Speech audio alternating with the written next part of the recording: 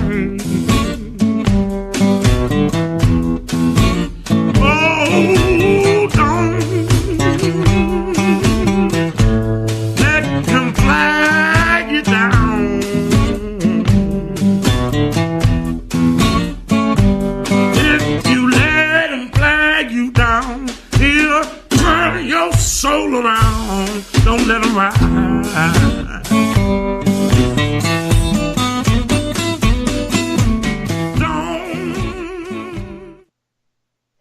Bluesman Lurie Bell with some sage words. Don't let the devil ride. Actually, it's an old gospel blues song, and it is part of his CD, his 2012 CD, titled The Devil Ain't Got No Music. This is Leid Stories. I'm Utrice Leid, and today we're tackling a favorite subject here, and that is Donald Trump. Donald Trump.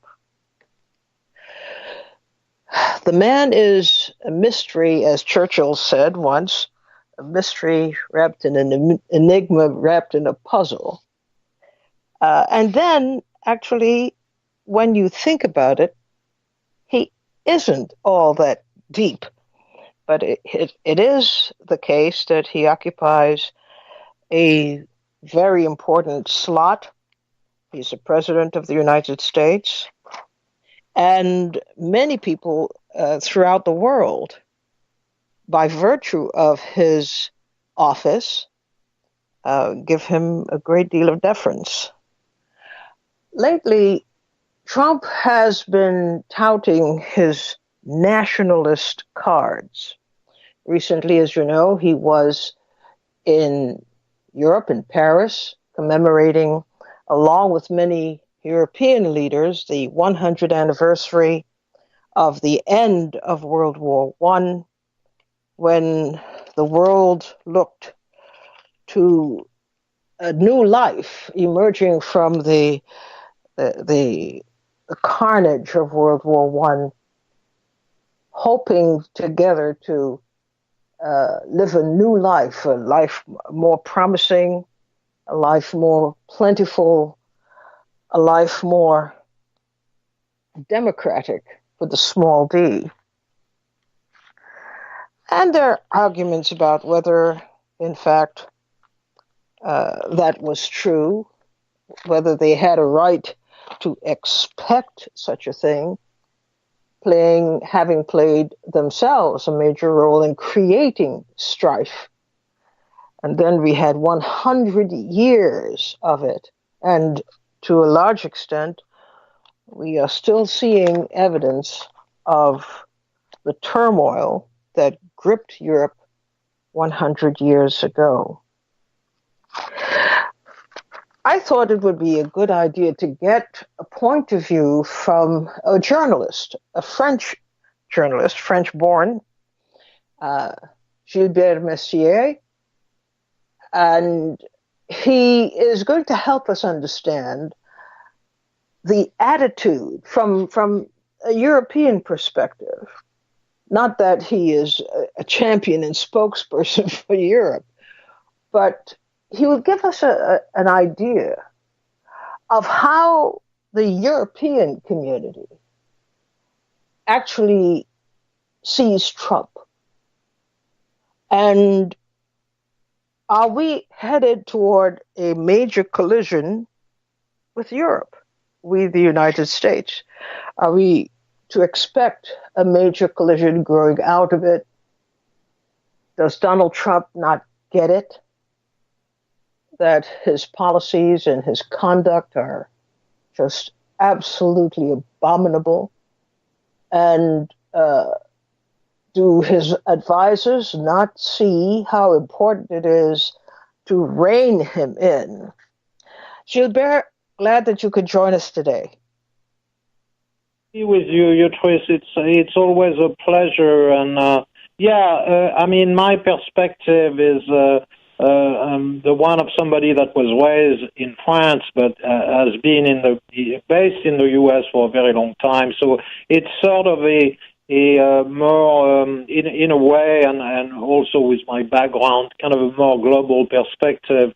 But, that said, I think that I know everybody has this sort of love-hate relationship with Donald Trump.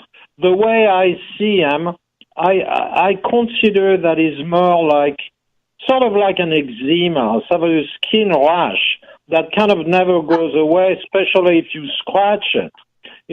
So it's sort of like talking about him too much. It's kind of like doing him a favor, because one of his trick. He's not a man of substance. He's really he's a sort of and he has revealed that once again, that he's really the quintessence, and that's the way he's perceived abroad.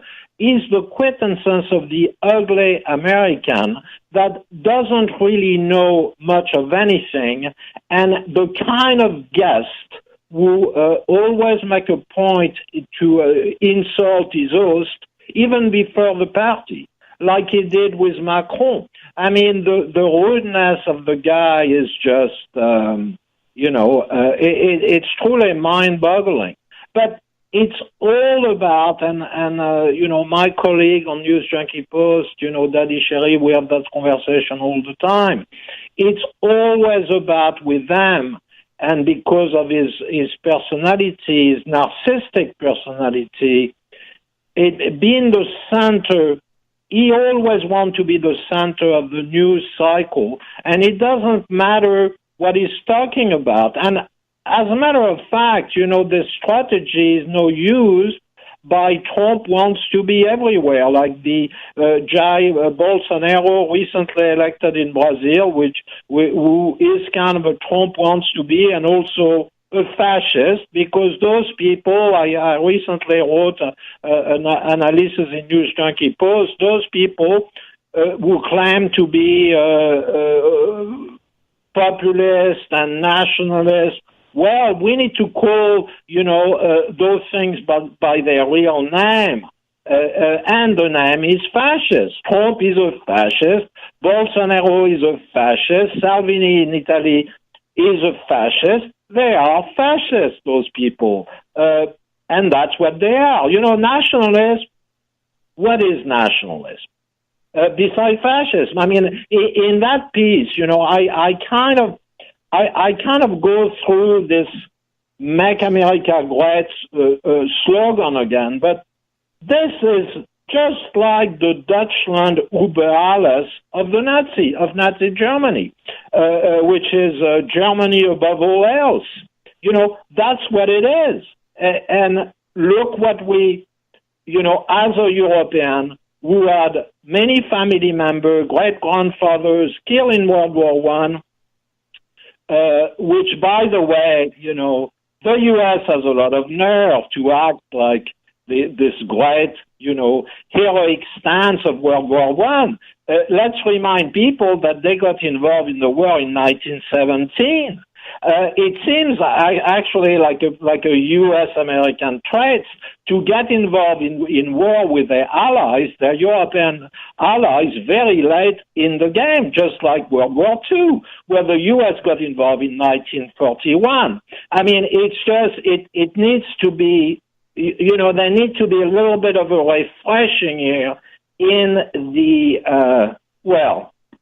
let's face it, the general ignorance that American, and especially Trump nowadays, but it's really in general, have for history. I mean, recently, Trump confused the Baltic states, with the Balkans. That is very amusing, and it's just, as I said, it's... if it wasn't a tragedy, it would be absolutely laughable. Unfortunately, it's a tragedy. When I'm going to go get my notes here. When the president of France, Emmanuel Macron, says publicly, he says that patriotism is the exact opposite of nationalism. It is nationalism is a betrayal of patriotism. Do you have any idea what he's talking about? Well, he's talking about, he's talking about something he doesn't know, really. Because Macron is the very first French president in history that didn't serve in the military. So, there, Macron talk about patriotism. Okay? I served in the French military. I had to. And I think the biggest mistake that they ever did in France was to scrap mandatory military service. And I've actually wrote about it many times. People didn't care for it too much. That said, Macron, the big brouhaha between Trump and Macron generated by the fact, and Macron is right on that for once, and I've said that years ago, that the EU, that Europe, should develop a real military force, a real European army. And I've added that they should also get out of NATO. Okay? And Trump viewed that, he commented about that on Twitter, he viewed that as an insult. But in terms of geopolitics, okay, people have to understand here that there's something that somebody like Trump, through like Steve Bannon, was basically supporting the far right in Europe, Italy, Austria, Germany, France, Hungary. Some of them are in power, like Orban in Hungary, Salvini is part of a coalition, etc. All of those want to dismantle the EU. And that's a goal that is shared both by Trump and Vladimir Putin in Russia. They seem to have that goal at stake. So the European Union has to defend itself against that, because otherwise they're going to be completely trampled, mainly by the Americans. So, Macron has a point, but he doesn't really understand, like he made a huge faux pas that nobody really talked much about here in the U.S. before the 11th of November celebration, of saying that Pétain should be considered to be a war hero, and he paid tribute to Pétain, and people went really mad because Pétain was the head of the collaboration government in Vichy during World War II. He was pro-German. Yeah, he was one of the marshals of World War I. That said, he was also condemned to death, and he actually, the death penalty was commuted. He was a very old man by de Gaulle after World War II. But Macron doesn't really know anything about patriotism or nationalism. He kind of wings it, and in that sense, he has similarity with Trump. That's what I thought. That's what I thought you would observe. And in that sense, what is the similarity? You already said that you have two people, two heads of state, who really have a very truncated, or if at all, in the case of Trump, knowledge of the history of Europe and U.S. relations, and absolutely, and it's also very truncated in the case of Trump of his own history, which is American history. What Trump and many Americans do not realize is that without French military support, under the leadership of Lafayette and French money, the U.S. would have never gained its independence from the UK, from the British Empire, as France financed the so-called American Revolution. And further, as a New Yorker, Trump should know that the Statue of Liberty was a gift from France to celebrate this precisely, the fact that France finance was on the side of the people in the American Revolution. So, I mean, where is that put into consideration? In what narrative it's put under consideration? None. You know. The president obviously got several cold shoulders when he went to Paris. People kind of isolated him, or he felt isolated. It was so clear that he even cut short his participation in several different ceremonies in different venues and made a clean break for it to get out from the being surrounded by people he knew had problems with him, did not like him, did not get along well with him. What do you think? Trump, did it bother him a lot? Do you think that this was the reception that he got, that he was shown several cold shoulders in Paris? Is it something that he feels compelled to fix or mend? Well, you know, I think that Trump, and I'm not the only one that thinks that, as a sort of an arrested psychological development, and unless people, you know, revere him and put him on a pedestal and said, "Oh, Trump, you are the greatest, you blah blah blah," you know, he's not happy. He has to be at the center of attention. He cannot stand the slightest contestation or conflict. His ego bruised very, very easily. As a matter of fact, I suspect he has extremely low self-esteem. You know, I mean, there's been a psychological analysis of Trump by psychiatrists and psychologists. Apparently what they're saying is it's often the case. Trump's father was extremely cold and authoritarian, and the mother didn't really was not demonstrative either. So he has this sort of perpetual need for adulation and attention. He has to be the center of attention all the time. He didn't go specifically. You mentioned that he sort of boycott certain events in Paris. One of them was the Forum for Peace that was held on Sunday, November 11th, and he didn't go because he probably thought that talking about peace would be insulting to U.S. activity. And in that sense, he's completely right, because you have all those people. I mean, this is, this thing was an exercise in hypocrisy anyway. Trump is not the only hypocrite in all this.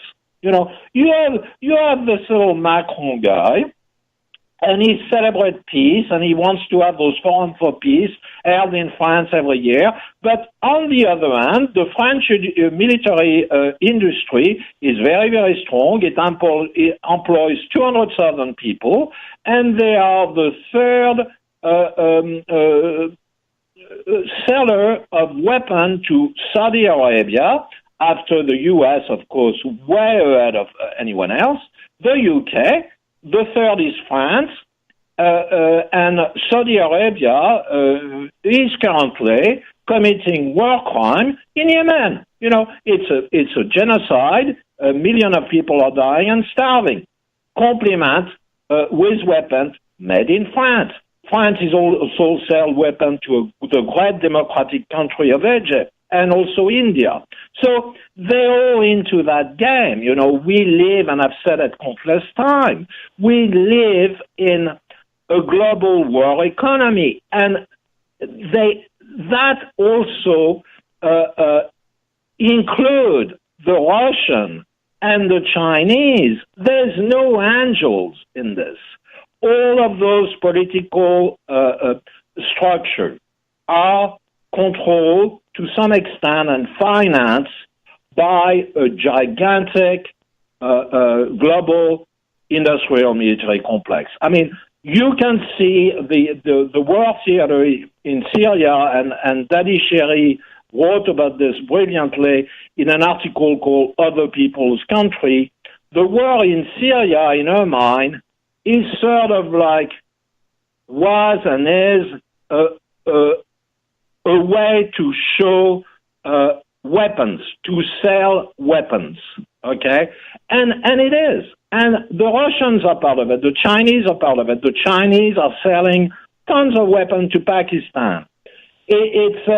So nobody can sort of pretend to talk about world peace. You know, it's like the people that really fought in World War One, not the general, the common man. They thought naively that they fought that war to end all war. And Utrecht, shortly after the end of the war, a very important event took place, which could have been good, which was the installation in 1920 of the League of Nations. The League of Nations was the ancestor of the UN, okay? And look what happened to the UN. The UN now is used to sponsor some kind of like soft warfare. The UN troops that are collected from various countries are kind of like a soft version, the so-called peacekeepers, a soft version of NATO. Okay? So you have an institution that's supposed to be a peace institution, was called again the League of Nations, but they're not doing anything. They're not imposing peace. You have war. As a matter of fact, since the armistice of 1918, there's been war going on all along. Okay, so 25 million dead in World War One overall. You know, World War Two, 80 million worldwide, including everybody, and so on. So what have we learned? We have learned absolutely nothing. As a matter of fact, what Trump and his friends are doing are basically they are they are serving the interests of the global industrial military complex. That's what they're doing, which of course it works very closely with Wall Street. It's the same thing. Just to say, with all of these foibles that he's committing, would you argue that Trump nonetheless has had a powerful impact on how European leaders are now approaching this question of cooperation and reassessing priorities that are not going to be including war? Well, yes, in a way, but unfortunately for the EU, Macron is sort of putting himself in some sort of leadership because Angela Merkel, has some issue with a majority political issue, and she's also tired. There's definitely a tiredness of power with her.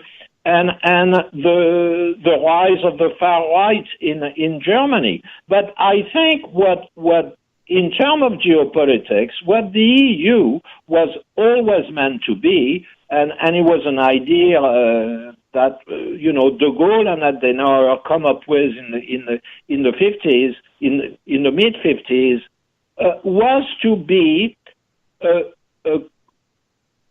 third geopolitical bloc. To counterbalance the U.S. on one side and the Soviet Union on the other side.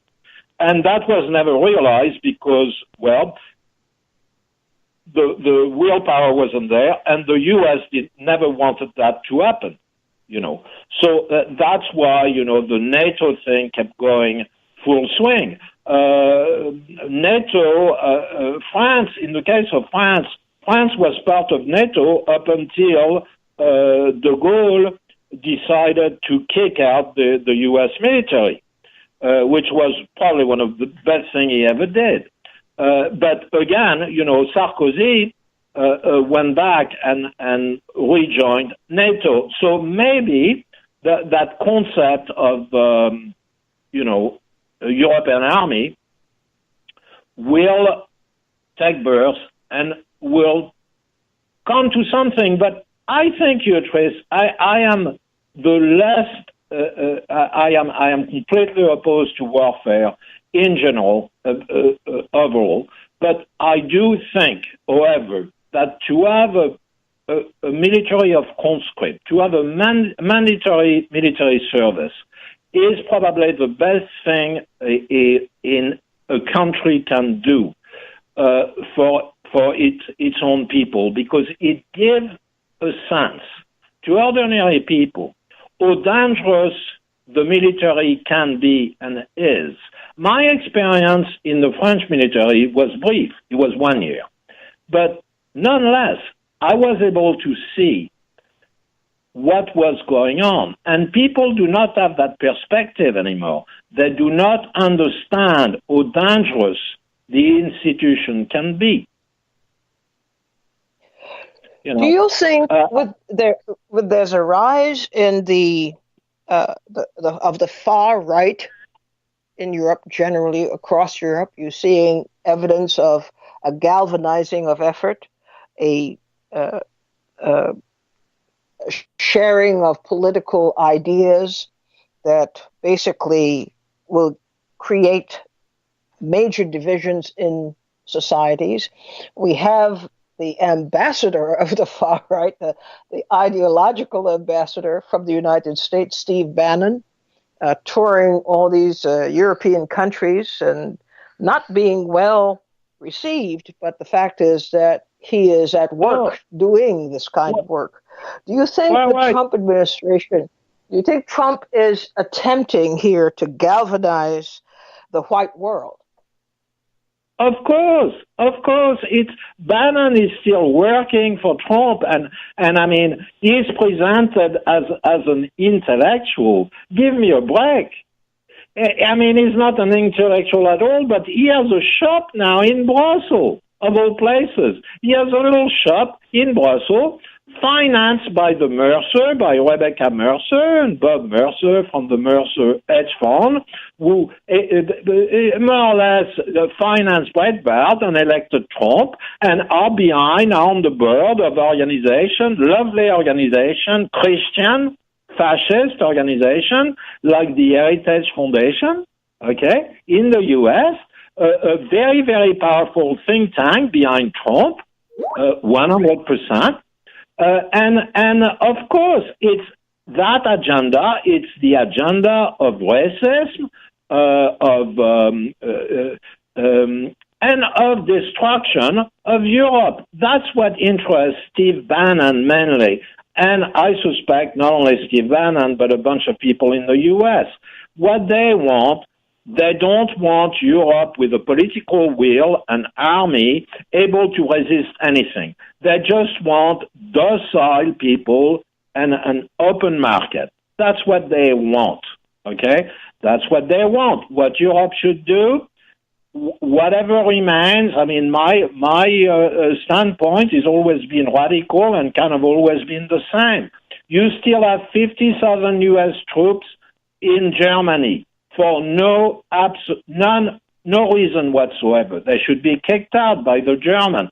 It's the same with Italy. There's still U.S. troops there. It's the same with Spain. It's the same with the U.K. There's U.S. troops everywhere. They should be kicked out. Now, maybe then the United States of America would learn a lesson in European nationalism. They don't want nationalism in Europe, really. What they want, the U.S. want an open market. And Russia, Vladimir Putin, for its sake, it's a good way to divide Europe and eventually completely splinter Europe, which is why they support the European far right. And that's the way it is. And it's also, in the case of the Russian, it's very ironic, considering that they're the one that took the big blow from Nazi Germany in 1941. They're the one who got 27 million of the Soviet citizens killed. Not the U.S., not even France. What do you think in the short term about Trump amending this mantra of nationalism, because it's not really ringing, that well across the country. No question that it is ringing well with his political base, but not generally Americans. What do you think he will do with this concept of nationalism? He's pushing it pretty hard. Do you think it would take root? Well, I don't know you, Tris. It seems like, people are sort of confused because you see them also, the same people that claim to be nationalists, sometime in some part of the country that I know, that I'm sure you know, they have above their house or on their belt buckle or whatever the good old Confederate flag. So I don't know. I don't know what they see as nationalists. They see it as something that is more or less, in my opinion, white only. That is what they see as nationalists. White only. Well, as usual, quite provocative, and I thank you so much for being available to have this discussion with us today. Thanks a lot, Gilbert, for being with us today. Anytime you twist, it's always a pleasure. And, I think that, your listener, I do have some contact with them from time to time. I think they are a little bit more advanced than your average Joe in this country, but people need to be, people need, not a little, I think people need to be waking up. People need, I would say, from time to time, a swift kick in the ass. That's what I think. But merci beaucoup. Merci beaucoup. We'll talk again soon. We'll take this break and come back. We'll take this break and sound you out when we come back about Trump's nationalism right after this. Don't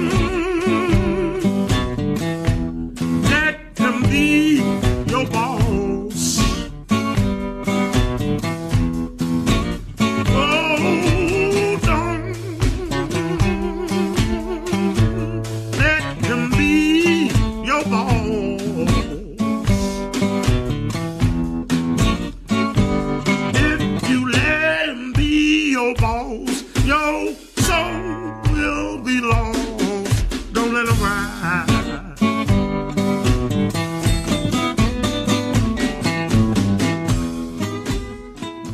You're listening to Leid Stories on PRN.FM. I'm your Therese Leid. The number to call is 888-874-4888. What does Trump mean by nationalism? Do you know? And do you approve? If you know. Or do you have some unexpressed views about nationalism? What is it? What does it mean to you? What does it connote? Chris from West Palm Beach, you're on the air. Hi, you Therese. Good afternoon, everyone. Hello. Thank you, and good afternoon to you, Chris. What is this nationalism business? To me, well, as far as Trump's quote-unquote nationalism, I think that's just something he created from watching Fox News. He has no ideology. It's clear. It's just something he knows that the older generation of white folk who are open to that type of messaging, he knows that's the best way to reach them. I would back that up by looking at the people he chose to receive the Medal of Honor. All of those people are heroes to a past generation, to a specific set of Americans. So when he said, "Oh, I'm a nationalist," I can say it again. it's only to make sure that the same 35% of his supporters just stay on Team Trump. It's empty. It means nothing. Do you expect that it would nonetheless take hold? I mean, the theory is that if you say something often enough, people pretty much acclimate themselves to it without much resistance. Do you think this is what is going to happen with his cry of nationalism?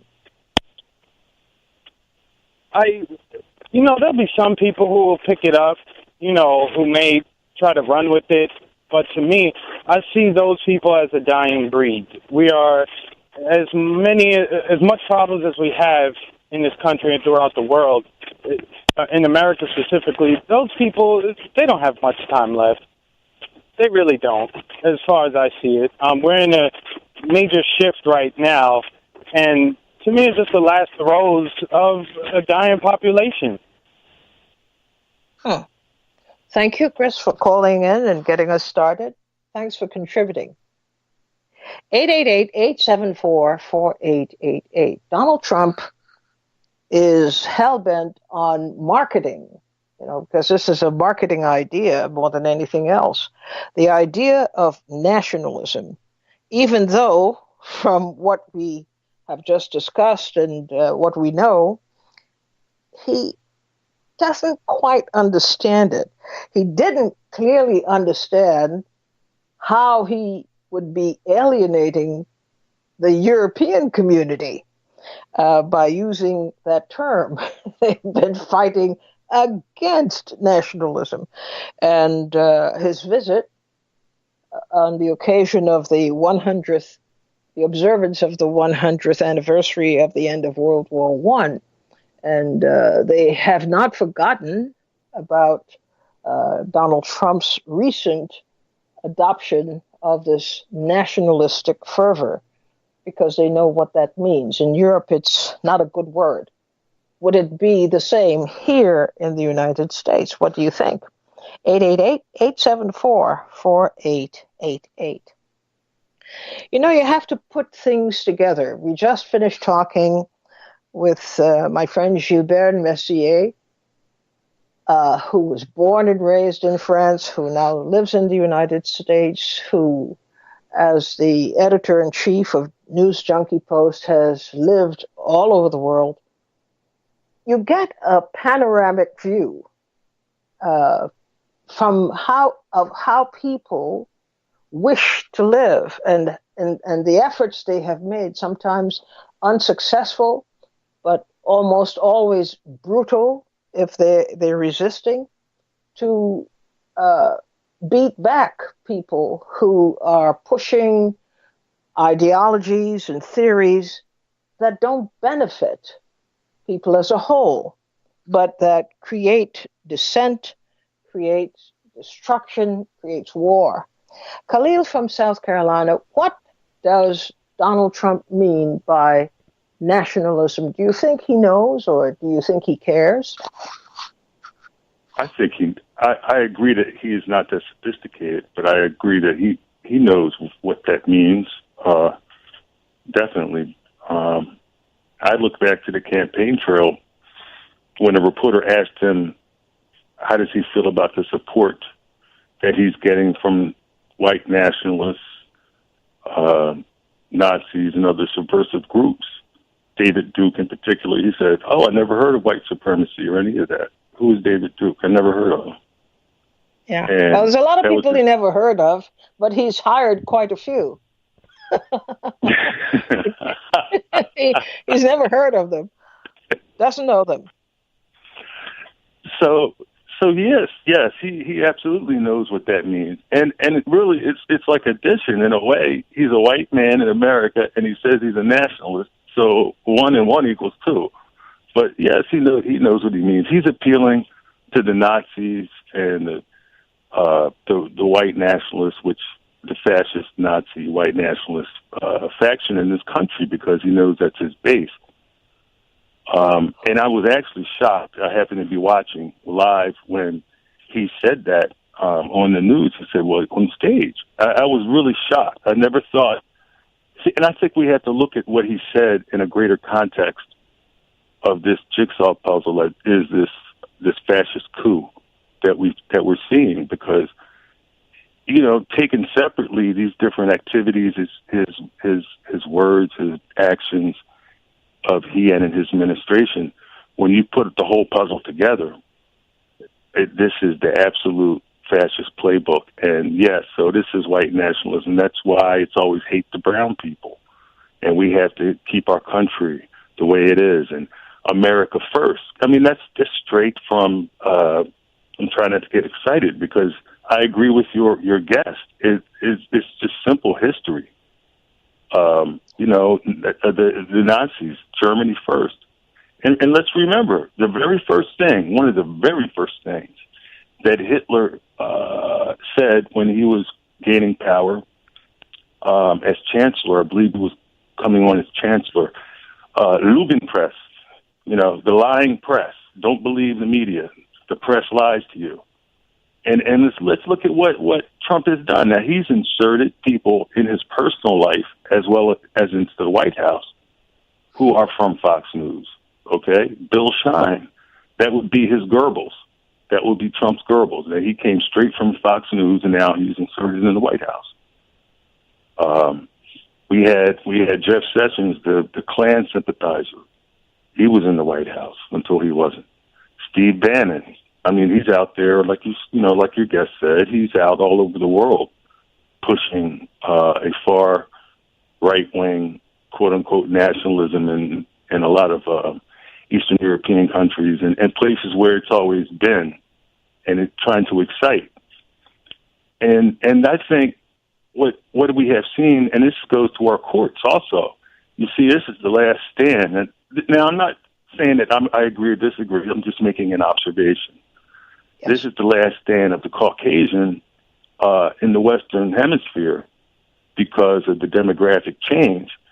However, you know, everyday working class white folks, it's not going to affect them that much because the power structure, the power elite is not going to change that much. And that's exactly why we have people in the Supreme Court like we do now.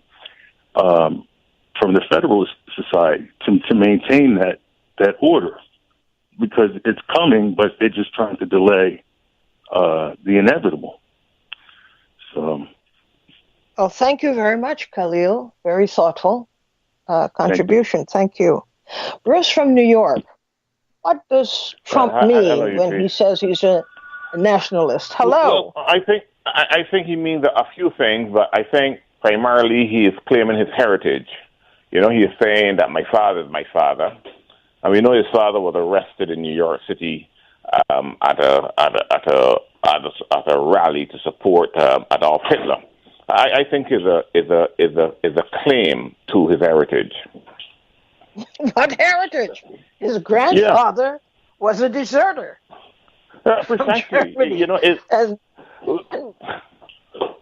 what's the heritage?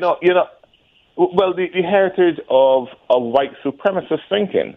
You know, he comes from German stock. I think he's connecting himself to that heritage of white supremacist thinking. Like I said, Pardon? His grandfather was just a regular schlub trying to make a living.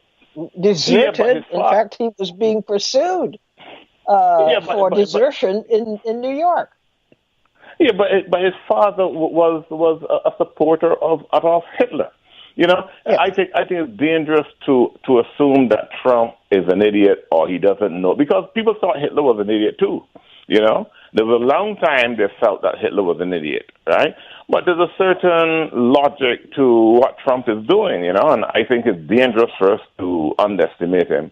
I think that he is talking about these things without having the intellectual or the historical or the ancestral knowledge as to what nationalism means to himself and white people who see themselves as being dispossessed by people of color. Okay. So insofar as he thinks this, or you think he thinks this, and he is propagating that, what are we to do?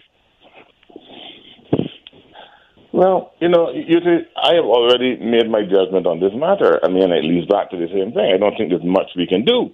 You see, the problem in the world is that white people generally have not given up white supremacist thinking as an organizing principle. Yeah? I mean, not even the whites on the left that are supposed to be our friends, we still have a world that's dominated by the supremacy. White people can do almost anything in the world and you see nothing. You may see people starving or suffering from war. And once they're not white, there's no urgency in the international community about it. Yemen comes to mind, for instance, So white supremacist thinking is still the dominant organizing principle in the world. And I don't think black people can do anything more to stop white supremacist thinking. It will have to be white people who do it, and there's no movement on behalf of white people to do anything to stop white supremacist thinking. But white supremacist thinking more and more is being shown as inadequate because white people, are moving away from that kind of thinking, and they're making it known. They're understanding more and more. Yes, you make the argument based on race, but is also an attack against all other people on the basis of class.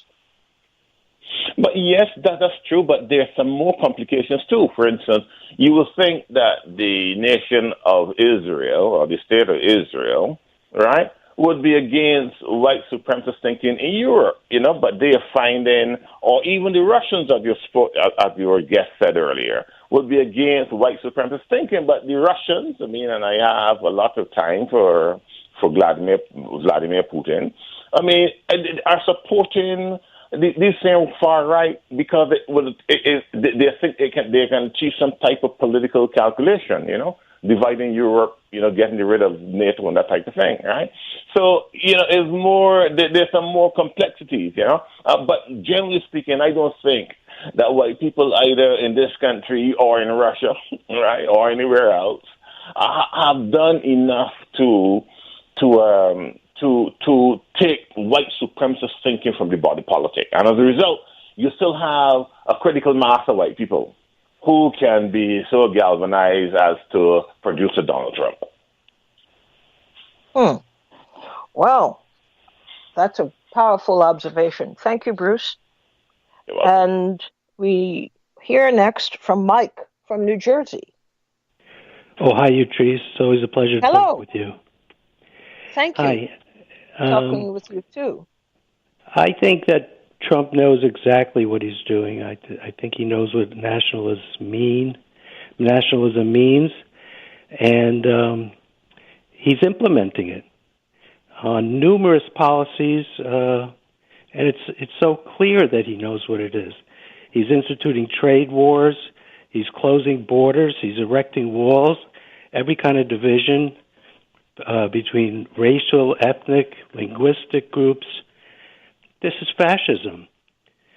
This is nationalism, and this is why I have a certain background, and the Jewish people know, from 1,000 miles away, they can know what nationalism is. They can smell a Führer from millions of miles away. So this is what it is, and the other side offers globalism, neoliberalism, and so you swing between these two poles, and neither of them provides what the people need, But nationalism, I think, is more dangerous. As soon as I heard Trump embrace nationalism, I ran and pulled every Democratic ticket there was. I voted Democrat straight down the line. Do you think enough of white America gets it? That although it may play psychologically to the idea of superiority and safety in superiority, that it is indeed a very fascist ideology. Yes, well, some people know it and some people don't, Some people realize that nationalism leads to war, only war, and some people don't. Some people find security in it, and that security is false, and it leads to war. But the people who do find security in it are the people that fascism feeds on, or nationalism, let's say. But there's no question that Trump knows what it is, and he's instituting it across the board. Again, he's closing borders, he's instituting trade wars, he's putting up walls, he's creating divisions linguistically, socially, ethnically, in every way. Patriotism, religious divisions. So this is what it is.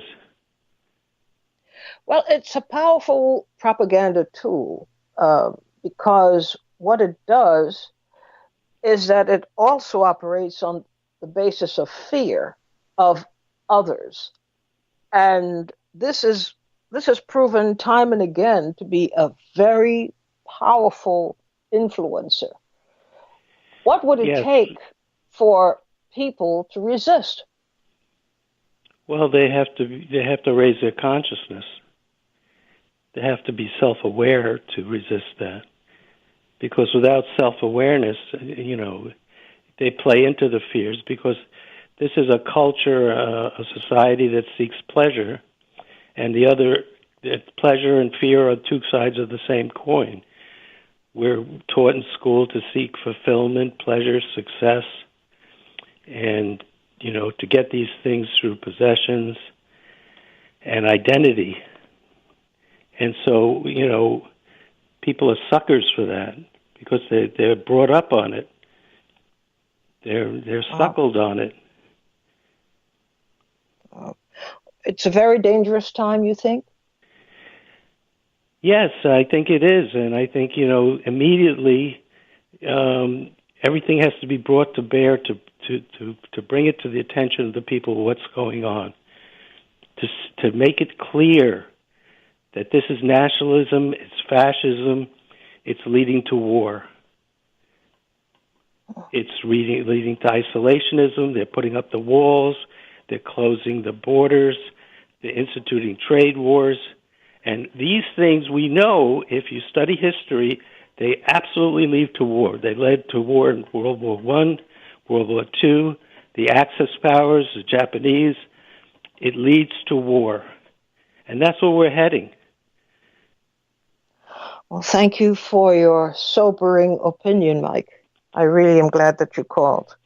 And that brings us to the end of our program today.